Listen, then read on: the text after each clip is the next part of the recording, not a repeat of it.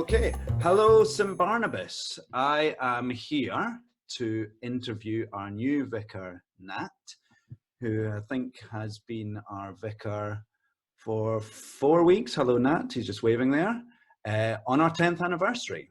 And obviously because of coronavirus, this is the visual representation of coronavirus. We've not really been able to meet properly face to face and may not for some time now. So very kindly Nat suggested that we interview him so we get to know him a little bit better, know what makes him tick, or maybe what makes him not tick. And you've all sent me some fantastic questions, some dodgy, some unrepeatable. So I have edited some of them down. So let's crack on. So Nat, how are you today? Good evening, Angus. Good evening, St Barnabas. It's lovely to be here, and yeah, I'm fine, thanks. I'm having a good day so far. Good. So, so a lot of people in the church got to meet you when you came for the church lunch, and obviously we've seen you preach before, but quite often you're dashing to do the old Sunday night dash down to Grace Church, and usually at Easter, after the Easter Sunday service, you might not know this, but we usually go to Mangal, the whole church family, for a big kebab. We've missed out on trips to the pub and coffees and prayer meetings and all those little things. So could you, I know you talked about this on the church lunch, but could you just, for people who weren't there, and I think I've forgotten it, give us the brief bio of Nat. What's your name? Where'd you come from? How did you end up in East London in 2020? Sure. Okay, Angus, feel free to interrupt me at any point if you feel like my answer needs to be focused at all. Interrupting is one of my strong points. All right, there we go. Because obviously one of the things that vicars love to do most is talk, if they're given a platform. Here we go. I'm Welsh by birth. I was born in South Wales and grew up on the Welsh borders, tiny little place called Hay on Wye, which some of you might know from the literary festival that happens there every year. So, it's usually the last weekend of May, the kind of May half term. Half of Hackney decamps to Hay. Hackney on Wye is what the festival's known as for that week.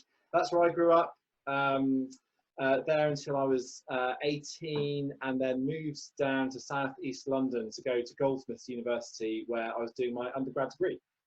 So I did English literature at Goldsmiths, pitched up there at the end of the 90s, graduated, spent a few years in London, following that, doing various things job-wise. Got married to SJ a few years after we graduated.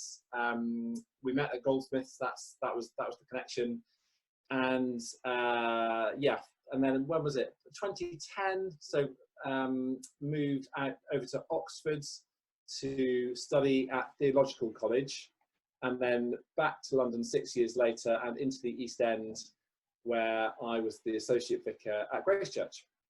Okay, so and give me a little bit of a sense of your Christian life then at that time. Did you go to church when you were growing up? Were you a Christian family? What was church like?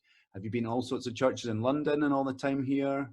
And while I'm at it, one other question, which is a question from the audience, is what was your favorite year as a child and why?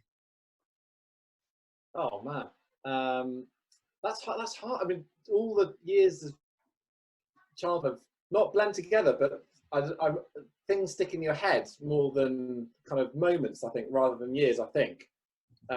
Let me answer your first question first.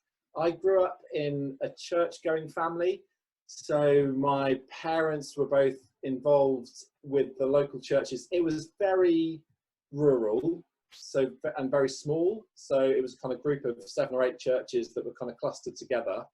And I grew up thinking that God was real, and that Christianity was real and what I was, but without really knowing what that meant particularly.